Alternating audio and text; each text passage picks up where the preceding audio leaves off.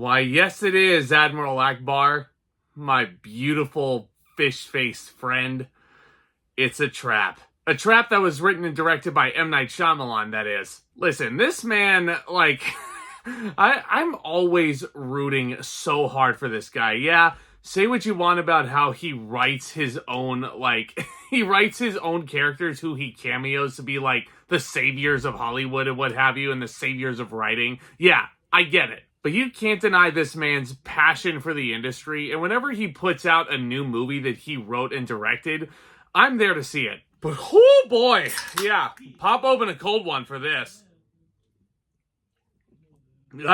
So we follow a man and his teenage daughter who are attending a concert, and they realize they're at the center of a dark and sinister event. See, there's rumblings going around the arena that there's actually a serial killer present here, and the police and the FBI and the SWAT team in Philadelphia have set up a trap at the arena to try and catch this guy. And just in case you haven't seen the trailer, I'm gonna go ahead and spoil this right now because it's a big one, but it's in the trailer. 3, 2, 1, the star Josh Hartnett is the serial killer. And essentially, this is a 1 hour, 45-minute game of cat and mouse of Josh Hartnett trying to figure out a way around the police blockade, all while keeping established what seems to be a pretty distant relationship with his daughter. Yeah, I don't know how distant it was, though. They came off pretty close to me. The daughter had no idea what this guy was doing in his second life. Yeah, so Trap, there's a couple of things about it that I am willing to give this credit for. Number one, M. Night Shyamalan's direction, again, I feel like is very good. His camera work, he definitely has a firm grasp on how to frame tense shots. And I'll also give the movie credit for its premise. Judging from this trailer, I thought this whole movie was going to take place inside this arena, and it was going to be this super claustrophobic feeling, all while being at a gigantic event with a lot of collateral damage in the form of the extras. And whenever this movie is at the arena and at the concert, that is when I feel like it's at its finest. Albeit with so many implausibilities, though. Okay, I'm going to save it. I'll touch on that in a minute. But if there's nothing about the trailer that convinces you guys to see this, take my word for it as someone who sat through it. If there's one little thing that I feel like you guys need to see this movie for, actually it's a pretty big thing. It's the leading performance of Josh Hartnett. This guy started off his career as a teen idol, so to speak. And talk about a man whose career has had its peaks and its valleys. I'm so happy to see that he got a lead role in this.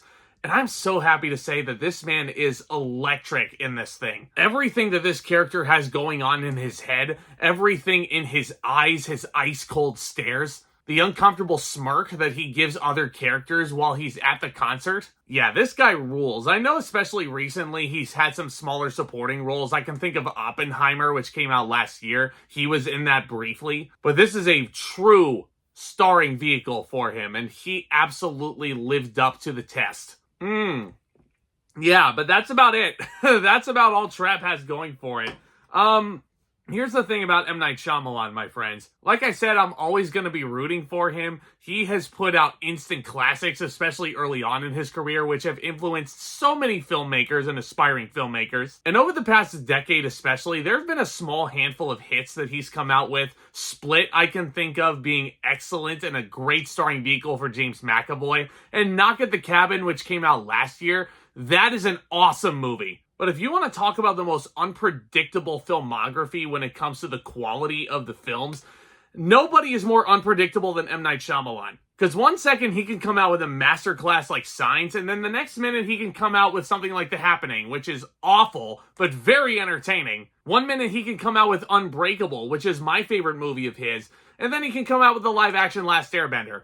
One of the worst movies of all time. And Trap, I feel like, is definitely lower echelon in his filmography. But man, I was never bored by it. I was never bored by Trap. And I think I've pinned down, especially on this drive home, I think I figured out the big issue with this movie. This script, man. Even though I'm pulling for him, this guy is not as good of a writer as he is a director. Because I've been saying this for years now. I think M. Night Shyamalan's biggest kryptonite is his tendency to over-explain things to the audience. Which is kind of ironic for a man who is known for his plot twists.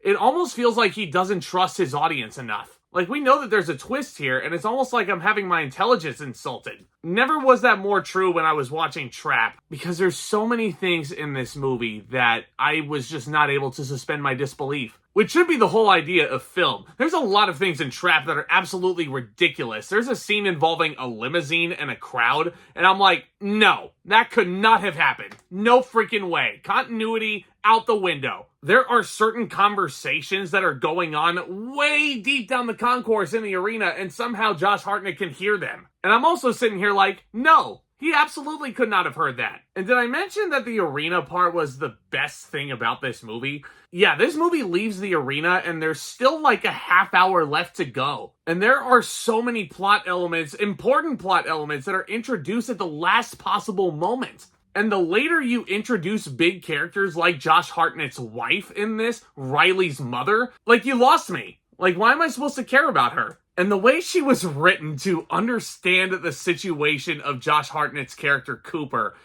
again, implausible. Like, how she knows certain things about this serial killer's case, it does not make any sort of sense whatsoever. And that's really a shame because, again, I love Shyamalan. I'm always rooting for him, but especially after watching this movie, I can comfortably say, much better writer than he is a director. The best way that I can describe the script of Trap is reckless, because he is trying to set up certain plot beats for tension, and the movie is trying to present itself as a super serious, grounded thriller. And then at the same time, there's so many things that are so hilariously outside the box and ridiculous, you could not envision a reality where any of this takes place. Especially over the course of an hour 45-minute movie, so many inconveniences are going on, like, there's no way this could happen in real life. Absolutely no shot. So in a sense, Trap is pretty clueless when it comes to establishing what its identity is. Like, it wants to present itself as this really serious, visceral type thriller that's centered around a serial killer who has a daughter